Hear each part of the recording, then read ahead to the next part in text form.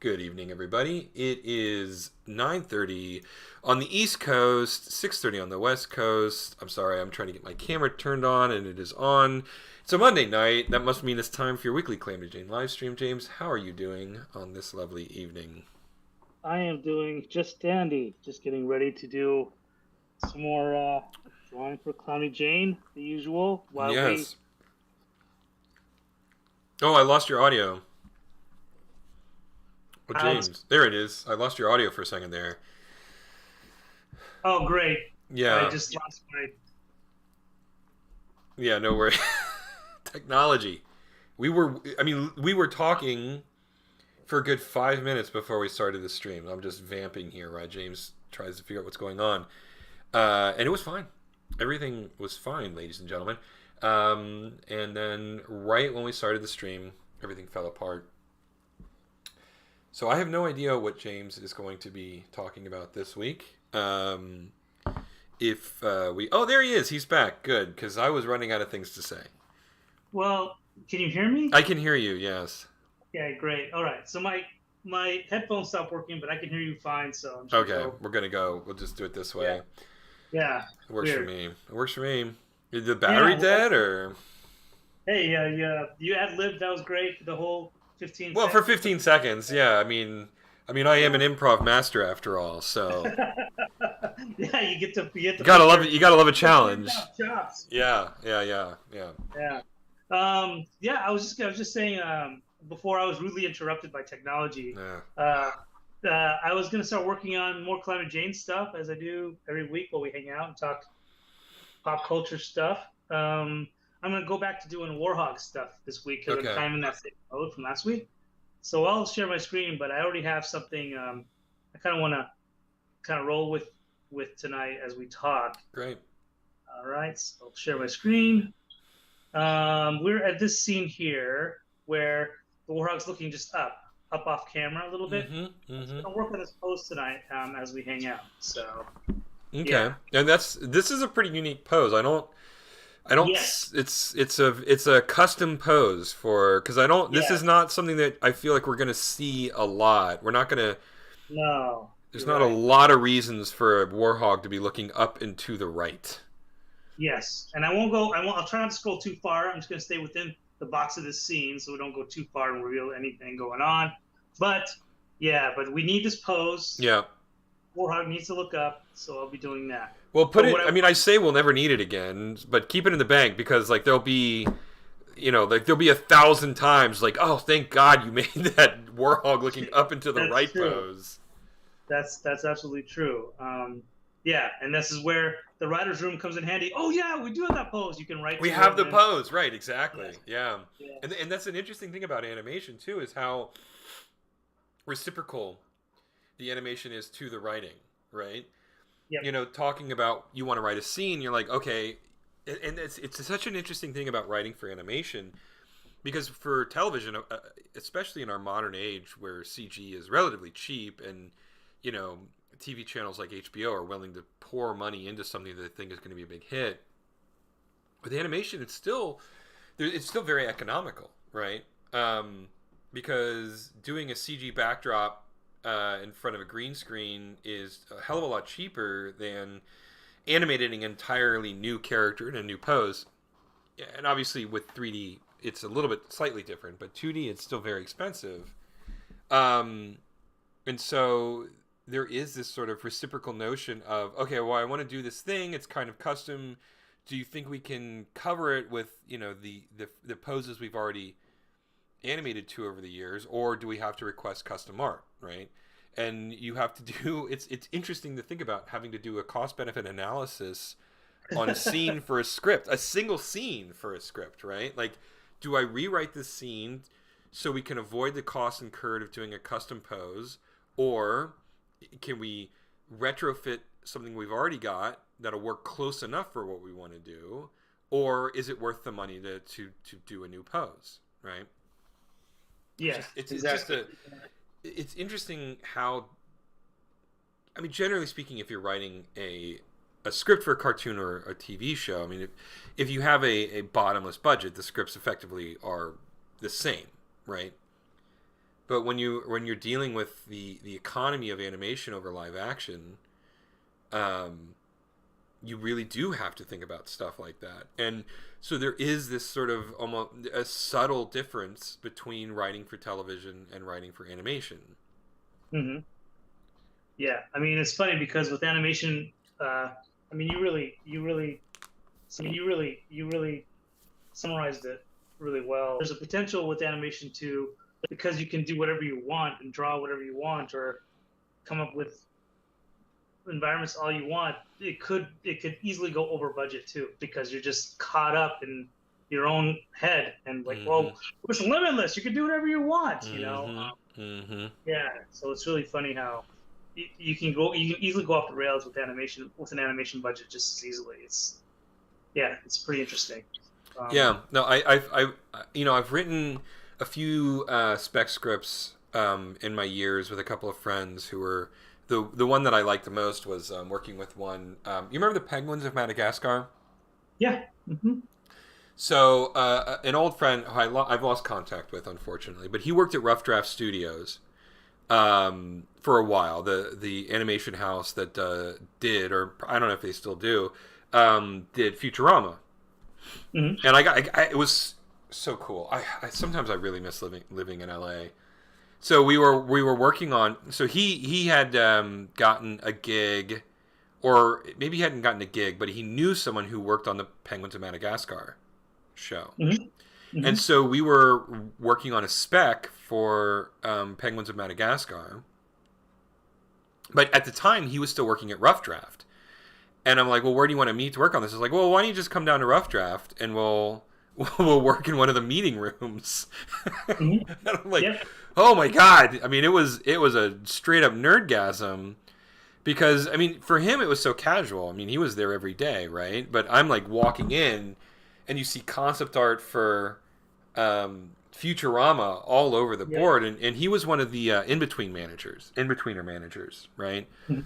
And so he would do all the reference quality assurance checks on the in-between animations that came back from Korea, right? So for anybody who Mhm. doesn't know, most TV 2D animation, the studio, in this case Rough Draft, they have the team of their leads and they'll do all the keyframe animations, and they have special sheets that they put together for, okay, on this frame the character's going to look this way in this position, and then by this frame they need to be looking in this way in this position, right?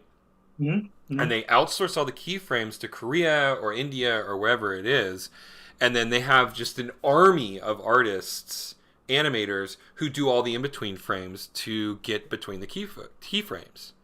Yep. Then you have an entire hierarchy of managers and artists back in the States who receive all the in-betweens, right? Yep. And they do Mhm. QA on it, right? And then they have to make the Yep. assessment. If there's an error, is the error egregious enough that we need to send it back to Korea or wherever to fix it, or do we just have our team fix it in house, right? Yep. And Mhm. so he was on the management side who was responsible for making that decision, right? Mhm. Super super interesting stuff. I mean, he took me on this tour of Rough Draft, and I mean the reason I know all of this is because he was like explaining it to me as he was giving me the tour. Mhm. And then we went into one of the meeting rooms, and there was all of this like concept art and sketch works and just a million things all Yeah. around the wall, just of random Futurama stuff. Um, and it was like a kid in the candy store, honestly. Yeah. Um, Yeah. Because I know you're a big fan of Futurama. You oh watch all. God, yeah, Yeah. I'm cautiously optimistic about the new season on Hulu coming up soon. Oh, I didn't know that they're making a new Mm-hmm. season. Wow. Mm-hmm. Mm-hmm. Okay. And Huh. everybody's back. All the original voice actors, Oh, that's the good. original writing staff, everybody's back somehow. I don't know. So, like, they were trying to shortchange Don DiMaggio, of all people, like the voice of Bender. They were trying to pay him less than he was What? asking. Yeah, and he was like, okay, fine, I just won't do this. Like, it's like, I'm Bender. What are you going to do? Make the show without me? Right? Yeah, it's crazy how key a voice actor is or an Yeah. actress for a character. I mean, that's insane. They would, yeah, unless he was asking like a bajillion dollars, and a space laser or something. I don't Yeah, understand I don't know. why. Maybe, I mean, even if he was asking for a space laser, if you want to do a revival of Futurama, you have to have Bender, right? It just Yeah, doesn't. But I Wow. mean, but I could say the same thing about Billy West um, Yeah. and oh my god, why am I forgetting her name? SpongeBob. No, not Tom Kenny. SpongeBob. Um, Katie Seagal. God, why did that take so Oh, long to get to? yeah, yeah, yeah. I feel like Katie Seagal and Billy West could have made the same demands that John DiMaggio did. I mean, you can't have Futurama without Billy West, Katie Seagal, and John DiMaggio, right? Hmm. You Hmm. could drop Phil Lamar. You don't want to lose Hermes, but you could, right? Hmm. Hmm. But you can't have Futurama without those other three voice actors. Yeah. Now, my Absolutely. understanding is Billy West and Katie Seagal had already signed their contracts, and then John DiMaggio was like, "No, I want more money," or it was something like, "No, they're getting paid more than me. I want to get paid what they were paying." I don't know. It was a money dispute, as it always Okay. boils down to. Okay. And they're like, "No," and he's like, "Okay, well, I'm not going to do the show," knowing full Wow. well that he was calling their bluff by doing that. Yeah. Yeah. And so Hulu made this big hullabaloo about like, well, John DiMaggio's not coming back, and so we're thinking that we're just going to have every episode a different special guest voice Oh bender, and God. we'll write it into the script somehow. And Oh my they were God. really trying to like maintain the Wow. bluff and get him to settle, and he was just like, dude, I got pocket aces. There's nothing you can do to like bully me at this point, right? I seriously, with it knowing this, I seriously hope the writers work this into the show somehow. Oh, I Because hope so. I you would do. think that, I mean, they're pretty sharp. Whoever's in the writing room, the writers' room for that show, Yeah. you would, I mean, that's just asking to be written in the show Oh, somehow, you know? absolutely. Yeah. If they don't, I would be. There has to be some sort of political reason why they're not doing it, because Yeah, yeah, like they would constantly make fun of Fox yeah, on in the old days, right? uh-huh, yeah, But anyway, so eventually, of course, Hulu caved, and they paid DiMaggio what he wanted, and he signed on to do the show. But I remember when it all started, I'm like, oh, it's coming back. I read that it was coming back without John DiMaggio because of a salary dispute. I immediately went, okay, I'm gonna give this 3 weeks before they cave yeah. and they bring on John DiMaggio, and it was about a month, so I wasn't far off. That's hilarious. I mean, good on DiMaggio for Yeah, knowing his sticking worth. to his guns. Yeah, Um, yeah, you can't. I can only imagine what the internet was doing, finding this out too, like all the fans, because it's been, like they're cemented in, like they're probably up in arms, ready, with pitchforks and torches, ready to burn down Hulu headquarters if they go to didn't do it right. headquarters, right? The number of death threats that were slung around. Gosh, yeah, that's really funny. So when is it gonna? So how many episodes do they do? Like a full classic, typical season, 13 episodes? I would assume it'll be about 13 episodes. Yeah, something like that. Uh, No words on when it's coming though. okay, Yeah, that's cool. but yeah, Very cool. it'll be a reason for me to turn on Hulu again, which I haven't Hmm. had for a while. Hmm. I'll have to resubscribe to Apple Plus for a little bit. The new season of Ted Lasso premieres next month. The Yeah, the ultimate so, season, the last season. oh, I'm kind of glad to be honest. I didn't like season two that much. I See, love season one. yeah, I rewatched season two and I liked it way more. Uh, I think knowing how it ended, knowing where all the characters ended up, I was able to watch it from a different perspective. uh I agree though, it was far weaker than season one. Yeah, it's Um, almost like it's almost like they wrote the show going, we're not gonna have never gonna have another season after this. Let's just go all out for season one. Oh, we have another season? And then they start writing stuff. yep, That's what it felt like. that's what But it felt like to me I don't know. too. Yeah, absolutely. Okay. That is exactly what it felt like to me. That they were Yeah. just writing it like it was a one-off. So screw it, let's just go, all in on it. And then they were like, oh Yeah. wait, everybody really loves this. We have to do another season of this. Yeah. But yeah, I'll definitely still watch it. I think it's a fun show. I think Sudeikis is awesome. Oh You yeah, know, the character's funny. The way they write him is funny. Like everything about the core characters are all great. So yeah. yeah, I agree. I'm glad though, like you said, I'm glad that they have an out. Like I do. There is something to be said about sort of the British philosophy of television is much more limited runs rather than things that just go on Yeah, and they on and go on on and and on on and and on. on, Yeah, right? yeah, they get long in the tooth, and you know that they're just kind of. You know, they're just going on fumes. They're just going on. They're there because they're getting a paycheck. There's no Yep, passion or love in it anymore, yep, right? Yeah. yeah, So yeah. yeah, so I'm glad that they're actually telling an actual story as well. So yeah, so How they're did it? what's that? How did it leave off in season two? What happened? It felt like everything was falling apart, So sort of. they climb their way back up into the out of relegation. I think is what it's called. Uh huh. Nate turned heel and became a villain. That's what it was. Yeah, and then he got gray hair and became like an Mm-hmm. evil coach. Yes. Yeah. Yeah. It was like, Which felt yeah, that whole storyline felt so forced. yeah, it did. Yeah, and But I get the sense that they got an idea for season three, and they're like, how do we take him from point A to point C over the course of season two? And I feel like as a result, his character felt somewhat artificial.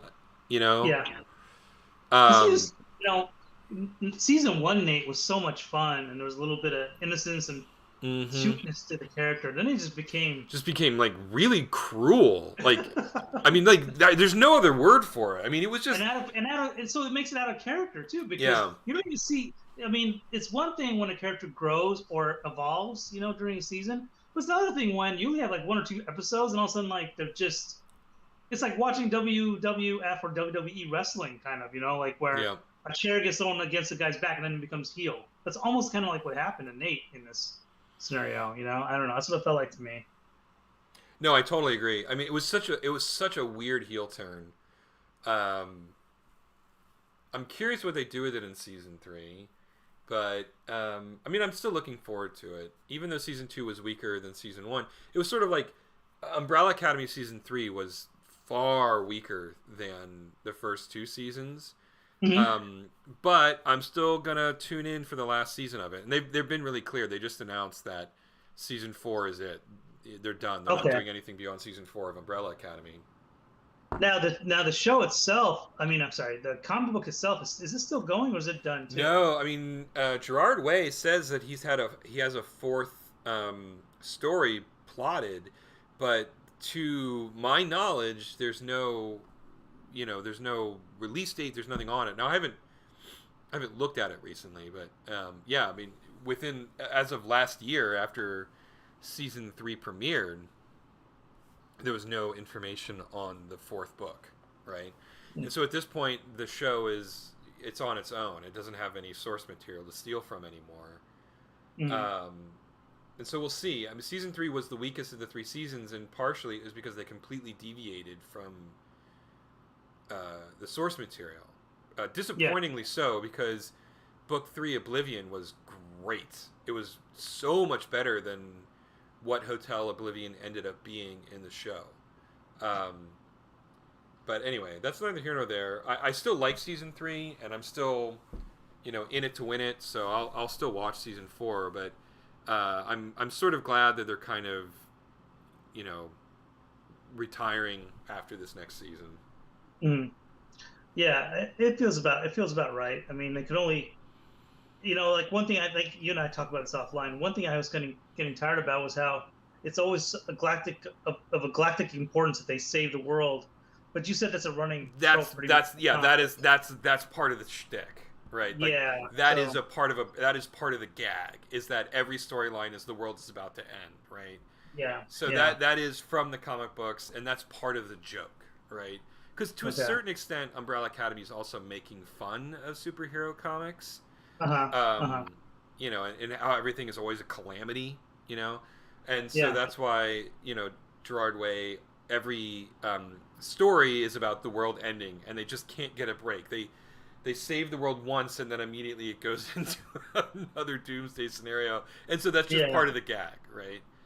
Yeah. Um, so, um, yeah. So if that and I can totally understand why that would sort of get long in the tooth after a while Hmm. because there's only so many times you can do a gag before it's not funny. Now, in the law of comedy, you do a gag enough, it becomes not funny, and then it becomes funny again. But when your Yeah. gag is like a season-long thing, it would take a really long time for it to become funny again. Yeah. Yeah. And maybe they don't have enough. They don't have. I don't think they have enough for one more season. I think it, they would need another 3 seasons for it to start getting Funny funny. again. Yeah, I agree. Yeah. Yeah. So, yeah. So I'll definitely tune in for the last season. I'm sort of like, I've got a sense that it's going to be sort of like I'm watching it more on momentum than anything hmm else. Although I can be surprised. I mean, I was certain that I was not going to watch season 4 of Stranger Things. Yeah. I really disliked season 3. I thought it was a real miss, and I'm like, well, if this is what Stranger Things is now, I'm not interested in it anymore. But season hmm 4 like really turned it around hmm and really brought it back to sort of the Spielbergian horror schema that I really liked about the first 2 seasons. hmm hmm Also, I mean, the introducing. I mean, pretty much revealing, quote unquote, just fleshing out a new bad guy of sorts, even though that bad guy's been there all along. Yeah, they've It was retconned nice to all kind of that. hitch. Yeah. Yeah, it was kind of nice for them to hitch their wagon to a baddie, and a very clear cut. I enjoy season 4 as well. My Now, only season 5, the last one, is Yeah, that that's their the last last one. They've officially declared the season 5's the last one. one? Okay. Um, yeah, my biggest complaint about season 4, honestly, is just how they broke the episodes out. hmm Um, I really think that they could have done it because it was eight. It was 8 episodes, but Yeah. the episodes varied from anywhere from 45 minutes to 2 hours. 2 hours long, Yeah. Yeah. and Yeah. it It was was just like, yeah, and I think not to be. I mean, well, I'm going to be cynical. be It's not. It cynical. felt it just felt like a ploy for them to just milk subscribers to stay on that much longer because they were bleeding subscribers. That's what it felt like. Well, And that's the thing that was so confusing to me because they released the last 2 episodes like 2 months after the first yeah, 6. yeah, But if they really wanted to do that, then they could have done a better job of editing them into 45-minute to hour-long episodes. They'd have way more episodes, and they could have released it in 3 batches, hmm right? So yeah, it was just, I don't know. yeah, It was a yeah, weird. It was a weird yeah, thing. I don't know. yeah. I felt very, yeah, kind of corporate, corporate, corporate, corporate. Let's do this real quick, and then they were kind of at the mercy of and they Yeah, did it. yeah. But the good thing is the integrity of the show. It felt like it wasn't it wasn't compromised. We No, still it got wasn't. Yeah, everything, yeah, so that yeah. part was good. Yeah. So one thing I was going to bring up to you that I kind of mentioned at the beginning of our stream that I wanted to talk to you about was how you landed a copy of Zelda Skyward Sword from Fred Meyer for Oh, yeah, quote unquote $10 to $20 yeah. with the gold. Did you With get the the gold emote with it, the limited No, edition? no, I didn't get that, but it came. So, okay, we were talking about this before the show. I'm playing Skyward Sword. I bought that, God, 2 years ago now. Um, and it had the unfortunate decision to release within 1 month of Monster Hunter Rise. And Oh yeah. so, or maybe not even, maybe like 2 weeks of Monster Hunter Rise. And so I got it, and then Monster Hunter Rise came out, and I'm like, Skyward what? You know? And I had played it for less than 10 hours at that point. So barely scratched the surface. I had completed only the first dungeon in the game. Now, Mhm. Skyward Sword has a notoriously long tutorial segment. That's actually one of the biggest complaints of the game. And in the re-release, they actually made an effort to streamline the tutorial section, which I appreciated. Um, but I completely forgot about it for the longest time, and I've sort of like we've talked about this again offline. I'm like done a moratorium on buying games right now because my list of purchased games on my Switch has gotten purchased and unplayed games on my Switch has gotten so long that I Mhm. need to before I spend more money. I need to just rein it in a little bit. And so I was Yeah. just going through the list, and Skyward Sword was like, oh wow, I barely scratched the surface on this game. Curse you, Monster Hunter. Hmm. So I'm gonna get back into it. And so I got back into it, and I'm remembering why I liked it so much. But for whatever reason, when it originally came out on the Wii, I was over motion controls. I was convinced that it was a gimmick, blah, blah, blah, blah, blah. And so when Skyward Sword was announced and the entire game was built from the ground up to use motion controls, I was basically, I'm out. I'm done. I don't want anything to do with this. Right? Hmm. And so I didn't buy it. I just never got Skyward Sword. Flash forward, cut to 2 years, 2.5 years later. I'm up in Seattle, mind you, at the time. I'm walking around Fred Meyer's, which is a grocery store chain up there that also is like, it's like a Target and a Safeway all combined into the same Yeah. store. Yeah. And I go in there and I'm just walking around the electronics section, and I see Skyward Sword. It's the game plus an included Wii Motion Plus. And for those of you who are very young, the Wii has like the motion control thing, but it was very, very low fidelity. Yeah. And to get more precision out of the motion controls, they released an accessory called the Wii Motion Plus for the older controllers. The newer ones just had it built right in, but the older ones, they had this little thing that you could plug into it, plug into a baseline Wii remote, and it added a gyroscopic accelerometer to it, which increased the fidelity of the accelerometer in the Wii remote. Hmm. And you had to have a Wii remote enabled Wiimote to play Skyward Sword. Sort of like you had to have the expansion pack to play Donkey Kong 64 and Perfect Dark. Hmm. Back on the N64. Man, we're deep dives here. Yeah. Anyway, I saw it and I'm like, oh man, yeah, I never played Skyward Sword. And then I saw the price. It was on clearance for $20. For $20. I can't believe it, man. Unreal. So So yeah. so a $60 game. I guess on the Wii it was still $50. God, that was a long time ago. A $50 game plus a $30 accessory, I got for $20. And I'm like, well, this is fate. If I leave this store without buying this, I am leaving money on the table. I am losing money by Yeah. not buying this. Yeah. Yeah. And so I bought it, and I had it, so why not play it? So I plugged it in and played it, and then like, oh wow, oh no, this is actually pretty fun. It's not the best Zelda game. There are some mistakes in it that I don't particularly care for, but I like it a lot. I like it more than Twilight Princess. I like it more than Breath of the Wild. I like it more than the Minish Cap or Oracle of Ages and Seasons. I liked it way more than Spirit Tracks or Phantom Hourglass.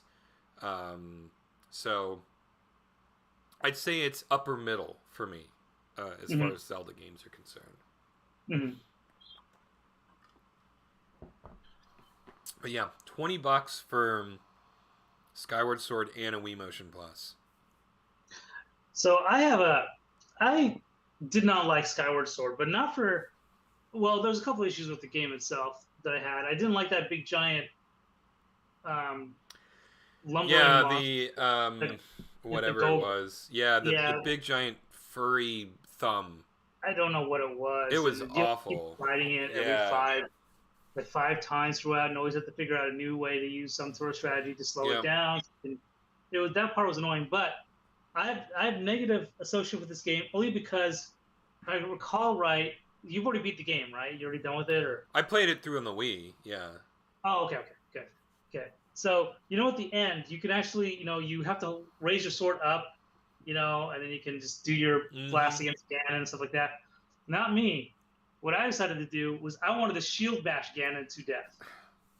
So I took my nunchuck. I didn't even use. I'm going to stop this right now. This is on you, okay? This is not. You decide to play games this way. This is not the game's fault. I was like, I'm tired of this high fidelity gyroscope sword thing. I'm tired Yeah. of holding this up all the time and aiming at it. I want to just see if I could shield bash Ganon to death and beat him this way.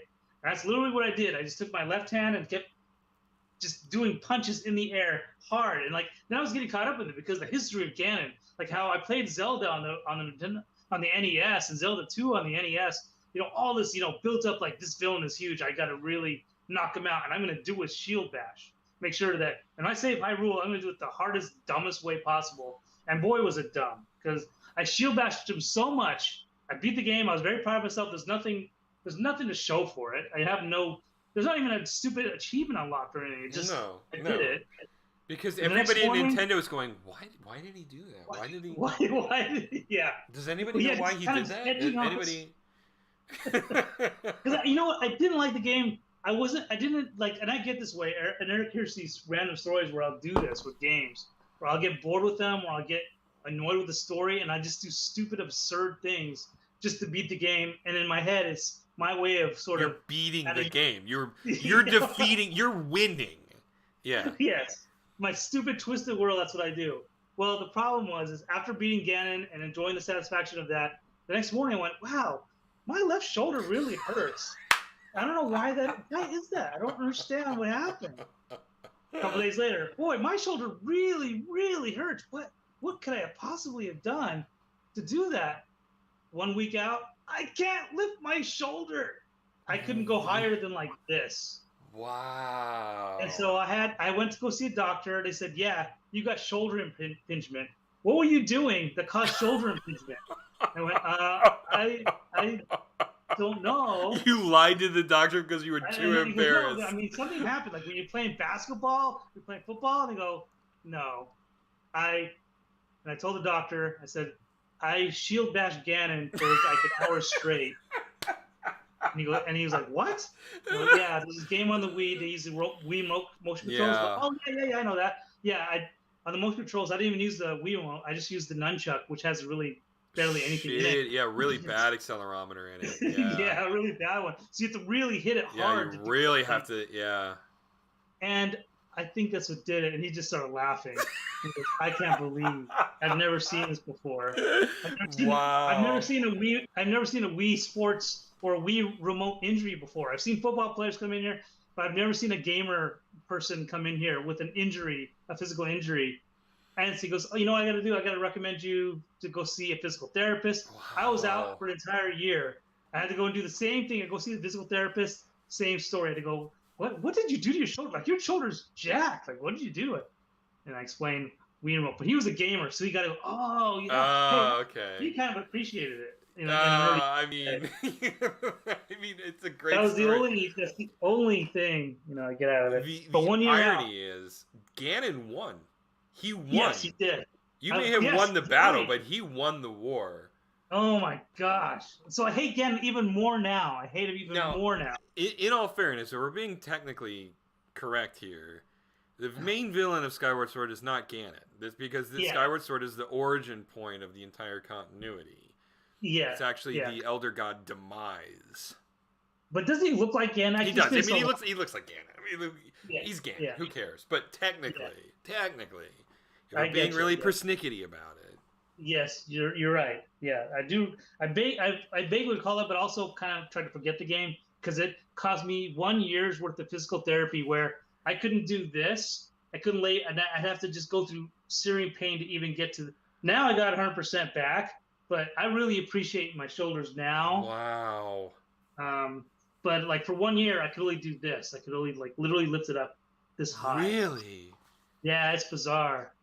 And then what's funny is now, like, so now after that happened, like I try to be more mindful about trying to be more physically active and stuff like that. Because I don't think I was doing anything. I was playing Ultimate Frisbee a little bit, but never enough to call it like a regular set of exercise. But now, like, I play, like, fitness boxing, and I do boxing and stuff like that, but it's just different. Like, I don't shield bash. I'm actually trying to – I think our bodies are just – the mechanics are built for this kind of stuff, but not like a shield bash where you're, like, you're constantly holding your fist in like this, and, it's just so weird. Yeah, but I will also say that the fidelity on the accelerometer and the Joy Cons for the Switch is 1,000 times better Yes, than what yeah, was in the that's true too. nunchuck, right? That's true The too. nunchuck Yeah, adapter. yeah, So you're also dealing with far superior technology. I remember I read an interview. This is years ago now. In I don't remember what I read it in, but it was about Metroid Prime 3 corruption. uh-huh. And so the big sort of design philosophy for that game was really emphasizing motion controls and pointer adapters and that kind of stuff. And they did a really good job of it. I mean, my memories of Metroid Prime Corruption are still one of the best Yeah. games on the Wii for justifying motion controls, right? Mm-hmm. Mm-hmm. Wii Sports is great and all that jazz, but for the big debate was whether or not you could make a traditional style video game on the Wii using nothing but the design philosophy of the Wii, which was motion controls, and Metroid Prime, without a doubt, accomplished that. It was a proof of concept. If that had come out on launch day, I think it would have made a huge difference. I mean, obviously, Wii Sports was the begin all and end all of games for years and years and years. But I do think that Metroid Prime Corruption was a real proof of concept that yes, you can make more traditional style games on the Wii using motion controls. Right, a real strong game. I really like Metroid Prime Corruption. I really Yeah, hope. yeah, it's the strongest game on the Wii, arguably. At Yeah, this I point. really hope that the rumors are true and that Metroid Prime. I don't care so much about 2, but 3. I really hope that they do a remaster of 3 as well, because Mm-hmm. the Metroid Prime 1 remaster came out. I've already gone through it. Phenomenal. I just really great, and it's only $40 too, right? So Yeah. anyway, I'm getting off track. So there's this one. So they were really careful about which hand did which thing, right? So the right hand was always Samus's right hand, and the left hand was always like her. She would throw out her grapple, right, with the Yeah. left hand. Mm-hmm. But there was one mini game which required Samus to put her left hand into a device, turn a knob, and then pull it out, right, to Oh unlock yeah. a door. Mm-hmm. You remember those? Mm-hmm. Yeah, I remember those. Yeah. And in the game though, rather than using the nunchuck, you actually use the Wii remote to do all of Yeah. it. Mm-hmm. And someone actually asked Retro Studios, or whoever was the public face of Metroid Prime 3 at Retro Studios at the time, why did you use the Wii remote? And they said, well, because the nunchuck it was so low fidelity. They said we tried to use the nunchuck, but it was so bad that we had to go to the Wii remote because it had a better accelerometer in it. Yeah. And so it was just really interesting that even within Nintendo, they sort of acknowledge, because Retro is a first-party company. Yeah. It was really interesting that even within Nintendo, they acknowledged that the nunchuck was almost an afterthought in a lot of ways. Not for me. Not for me. No, It's you a caused yourself go-to. long-term bodily harm. Oh my gosh. Never again. But yeah, so I just have a negative association with Skyward Sword as a result of that. I just never, and it's completely all my fault. I know, All my that's fault. the thing. You It has just- nothing to do with the game. It's just my stupidity of Okay. doing it. I was an idiot the way I. So you only Shield bash. you only fought Demise with your shield bash, Yes. Yeah. which is Only it's. I mean, it is a critical thing. It's the only way to block attacks without doing like taking endurance damage to your shield, right? Yeah. So you have more recent memory with the game. All I remember is I had to use shield bash, and I found the sword annoying because it never did really, even with the. Yeah, it never really worked still right. never worked right. It So works I thought, so what? much better on the Switch. Again, like I bet it I mean, is. it's so much better than on the Wii. Yeah, I bet. it's Yeah. still not perfect, but it is far superior. I'm sure. I'm sure it is. I mean, the Joy Cons now they're so it's not Really, really nice pieces of technology. I mean, really nice. But Okay, so how long did it take you to Oh, beat Demise? Because that's a hard, long. I mean, by Zelda standards, even by Breath of the Wild standards, my memory of Demise is that Demise was harder than Ganon in Breath of the Wild. It's one of the so I have no. hardest bosses in my memory in all of Zelda. Yeah, it's funny. I don't. I have no comparison to Breath of the Wild because I haven't got to. I haven't. Breath of the Wild is a whole other thing. We can talk Yeah, about yeah, that story. that's a whole other. We do not We have can the talk about that we do story not have time. the time tonight. Yeah. Down Breath of the Wild. I haven't gone back to it, so I don't know. I have no way of comparing Ganon to that version of Zelda. But I think I feel like Zelda 64 Ocarina of Time has the hardest boss. When you fight, is it Aghanim, the wizard? You fight him and you build your way up to Ganon, right? In Aghanim Zelda, is linked to the past. oh, he's just back. Okay, who is the? There's a wizard guy that throws like beams at you in 3D, and you have to bounce him back with your sword. I Right? mean, false Ganon in the Spirit Temple or the Forest Temple, but Is that what it is? yeah, I mean, Yeah. there's false Ganon in the Forest Temple, but I mean, Ganon he does that too in the final. Well, Ganon has like multiple forms. Oh, maybe you're Yeah. thinking of Wind Waker because Wind Waker was the one where it had like Puppet Ganon and then Centipede Ganon and then False Ganon and then finally you had the final battle that really still my favorite design of It Ganon is my ever. favorite. That's one of my favorite Oh Zeldas. my Yeah. god, It's I not. just Wind Waker is just I love that game Yeah, so Wind much. Waker's yeah, it's right up there. But it's not that one. I remember the puppet thing. I remember how that was such a great sequence. All Oh, I that know stuff. that. Oh my god, The sound design. we could just Everything. go on and on and on about how Yeah. amazing Wind Waker Yeah. was. But it was And probably like, and Zelda. the Wii U Yeah. remake was phenomenal. Like, if they just took the Wii U remake, HD remaster, and then removed the Wii U gamepad stuff and sort of integrated it into the single screen, I would buy that and play Wind Waker again right now. Like, I've played Wind Yeah. Waker so many times, I would replay Wind Waker. Right? I mean, like, I would have, if I had a Wii U, I would have bought a remastered version of it. I love that game. I think it's So whenever they do re-release it, I'm sure they. I yeah, wouldn't that's the rumor is like they've got all of these. They're gonna just because they've got Twilight Princess and Wind Waker that they've already done in HD, and the Switch only outputs in 1080p anyway. So in Twilight Princess they didn't. Twilight Princess was a really lazy remaster, but Wind Waker they spent a lot of effort updating, right? Mhm. And so if they took because they improved some of the pain points of Wind Waker too. So they added the fast sail, so you could Oh, it did. Oh, that's nice. yeah, so you That's can move good. through the ocean faster.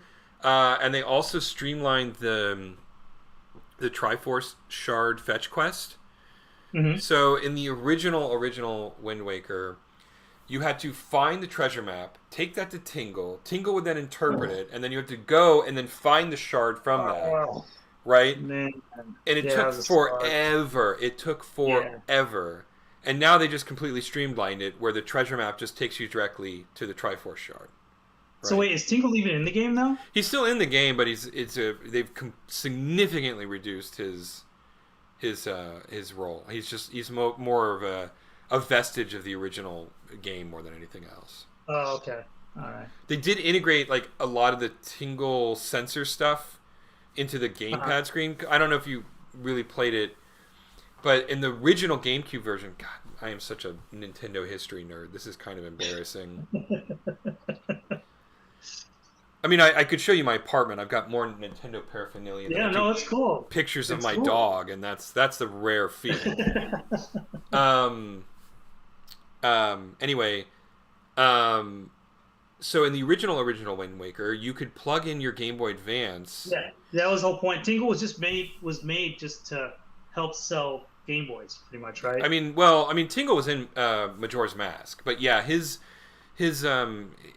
appearance in Wind Waker was very, very significantly driven by the Tingle detector or whatever it was called. I don't remember anymore.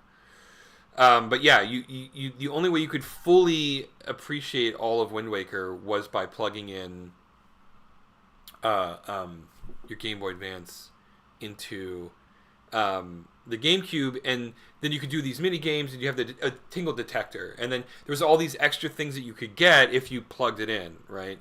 And so they took all that and reintegrated it in a pretty fun way for the Wii U remaster. And the Wii U is, I don't know, it's a really underappreciated system that just never found an audience. They did some really, really fun and interesting things with it. And Wind Waker was one of the games that they really played around with it and had a good time with it. And, the other one, this is super weird. Batman Arkham Origins. Yeah, great game. Origins is kind of the black sheep of the franchise, and I think I know. It was buggy, and they had some really, really badly designed boss fights, and they didn't get Mark Hamill and Kevin Conroy to do the voices of Batman and the Joker. So it had a couple of things that really went against it, but it was still, I mean, the core loop of that franchise, Rocksteady nailed, right? Mm-hmm. And WB Montreal did a pretty good job of replicating that to a certain degree, but the Wii U version was amazing. There are a few games on the Wii U that use the gamepad as well as Batman Arkham Asylum Origins or Arkham Origins. Wow, I played on PC, so Yeah, it was great. I mean, we're talking about proof of concept here, right? Metroid Prime Corruption is a proof of concept for the Wii U. Batman Arkham Origins, proof of concept for that gamepad. Just wow. I mean, I was so impressed with how thoughtful they were on how to use the Wii game, how to enhance the main experience with the option of a second screen. Because most of the time, the second screen, the gamepad screen was just like, oh, this is just, I can use it as a utility screen. Yeah. Right, I can have a menu up at all times without cluttering the main TV screen. I mean, that's basically what it ended up being using. But no, I mean, like they had a real-time map on the bottom screen. They had all these heads-up displays on the bottom screen. The way you did detective mode, right? Really, really cool. And it was such a shame that it never... because Arkham Origins, again, was sort of the black sheep of that series. Yeah. And because the Wii U was sort of the black sheep of that generation of consoles... Yeah, it was a 1-2 punch, and it just flew under the radar, and it always was sad to me because, I'm just going to say this now, they did a great job of it. The people at WB Montreal, who are definitely watching us randomly talk about video games. This is freeform, so I'm just going to continue on down this rabbit hole. The other one, Deus Ex Human Revolution, one of the best uses of the Wii U gamepad in the entire run of that platform. I tried playing that game on the 360 and couldn't get into it. And for whatever the reason, the way that they implemented the gamepad integration on the Wii U, I just was completely sold on the concept. Played through that game beginning to end just because of how fun it was to interact with it, how fun the gamepad made it to interact with that game. Anyway, wow. Oh man, we got a million miles away from where we were, didn't we? Well, it's my fault. This is just the way I have every conversation. But ultimately, what's my fault is giving myself a shoulder impingement injury for one. I will dine on that forever. I am going to steal that, and I'm going to claim that I did it because that is that's amazing. That's amazing. I love it. I love that your own stubbornness. Now, I feel like you have told me. I feel like you've told me the story, and I'm just hearing it again for the first time. Yeah, because it's so incredibly absurd. My god, I love it. I love it. I love that your own stubbornness gave you a long-term injury. 1 year. It is so you, by the way. Anybody who's watching this, like that story sums up James. Like that's it. That's all you need to know about James. Yeah. Stubborn like a mule. Oh my god, that is a riot. Thank you for sharing. But I mean, we're in a good spot anyway. I mean, I agree. We've been going for almost an hour now, so we can sort of wrap it up here. Yeah, so we got the Warhog looking up. It's pretty much there. Boy, it's a challenge again because of the design choice. The I started Mm-hmm. with Calamity Jane. Like we can only rely on shape, so Mm-hmm. I can't really. I mean, I can use a little bit of lines here and there, but so I had to compromise on the original sketch versus what we have here. But it still looks like he's looking up, and this is really a pretty quick pose anyway. So Even I'm pretty still, happy I for it. find it really remarkable. I mean, it definitely turn off the if you wouldn't mind, please turn off the line drawing real quick, and let's just look at it in isolation. Yeah, That still looks like the Warhog is looking to the right, even without the reference yeah, sketch. yeah. I mean, it's pretty remarkable that even with our own self-imposed limitations on how we handle lines, I'm using me because I wanted to be included. You're doing all the actual work. Um, This is our production, so it definitely, yeah. we can talk like the Borg, and that's fine. Speaking of which, we need to spend some time talking about Voyager because that show just keeps getting Oh, better and better. Oh my that's god. where we can do that for next You, week. I mean, Yeah. you need to just suck it up and deal with Janeway's voice. I'm watching this. I'm halfway through this episode right now where B'Elanna is like struggling with the Klingon afterlife, and I'm like, oh my god! And it's this dichotomy of her. It's so good. Brian Fuller cut his teeth on TV writing on Star Trek Voyager because of a spec script that he submitted to DS9 of all things. It's amazing. Anyway, because and this is Star Trek was renowned back in the day, and they don't do this anymore. Their freelance policy was unheard of in television writing. They accepted more freelance spec scripts than any other TV show in like 20 years, and it got Well, so many writers their well, I start. think that's cool. Yeah, I mean, and I mean, personally, I think that's the right way to do it. oh, I I know, I mean, totally agree. yeah. I mean, But Brian Fuller got his start because of a single spectrum to DS9, and then he's written some of the best episodes of Star Trek Voyager. I mean, like it doesn't surprise me because I really love him. His shows are just so great, right? And so I'm watching this episode right now where like B'Elanna Torres's character conceit is she hates herself. To put very okay. simply, she's half Mhm. Klingon and she hates herself for her Klingon half. And she resents her mother for being Klingon. And this is part of her character flaw that she struggles with over the course of the series. And now this episode, she is, and I don't know if it's a metaphor, or I don't know if they're actually saying that the Klingon afterlife is actually real, or I don't know what they're saying yet. I haven't finished the episode, but she is trapped in the Klingon afterlife and is being forced to come to terms with the fact that whether she likes it or not, she's half Klingon, Yeah. Mm-hmm. right? And it's such a relatable dilemma because there are parts of ourselves that we hate. Everybody does. Yeah. Sure. If there's not a part of yourself that you don't hate, then you're an absolute psychopath, right? Yeah. Yeah. Sociopathic narcissist, right?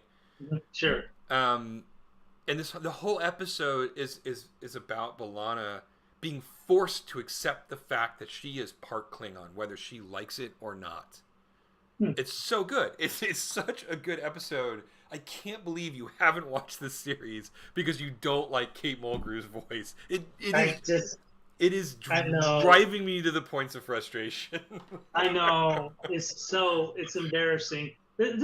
Tonight's stream is all about me being embarrassed. Oh my god. Call it that. I've had plenty of those nights, so don't worry about it. You're in fine company. Yeah, but being stubborn, nasal voice of Kate Mulgrew, all that stuff. It's all here. All here tonight. Anywho, Yeah. anyway, I had you turn off the line drawing because despite our own self-imposed limitations, it's pretty clear that the Warhog is looking up and to the right, which is, even in this rough form, is what that pose is intended to represent. So Yes. but it is, So, and just to close out real quick, it is remarkable though when you decide on a design aesthetics, there are limitations that arise in production that you don't really think about. yeah. And then Yep. and then you have to find a way to make these incongruous parts fit together, right? Yeah. So, That's the beauty and the challenge of production, of doing this type of stuff. And when you make your rules, you got to stick by them as much as you can. And you take things for granted, and other things are nice little pleasant discoveries at the same time. So, just depends. yeah. So, Yeah. cool. But yeah, I guess we'll wrap it up here. Wow, thanks for sticking with us, everybody. This is a freewheeling one. I'm gonna have to rewatch it just to remember how we got to from point A to point Z. Oh, we went through all kinds of points. Oh, We went through, we went everywhere tonight. yeah, multi-dimensional type stuff. Yeah. But anyway, as we wrap up here, please head to calamityjane.rocks. That'll take you to our Patreon site and continue to consider joining us by being a subscriber and helping us make this silly cartoon a reality where warhogs look up and to the right. You can also find us on Facebook, which is where we do all of our general updates. You know, what's going on with the show, you know, if the stream is getting canceled, yada, yada, yada. And also head over to Twitter, at janesalamander.com. We do a 3-tweet story every week. This one is just super dumb, but I like it. It just came to me complete. Like all 3 tweets, I just saw all 3 of them before me, and I just wrote them down. Yeah, And it was great. James helped me massage some of the text because I'm a terrible writer. But but yes, I knew what the 3 tweets were otherwise. Yeah, it's fun. Yeah, and dumb is good. I like dumb. Oh yeah, you got to keep it dumb. Yeah. So those are our 3 main points of social media. We're old, so we don't do TikToks. We don't even do Instagram. That's how old we are. But we do Twitter, Facebook, and Patreon. So please consider joining us on there. Anyway, we'll be back next week. I don't think I have anything going on next week that would preclude us. So we'll be back at usual Calamity time, usual Calamity channel. And otherwise, stay safe out there, everybody, and we'll see you next week. Good night. Good night.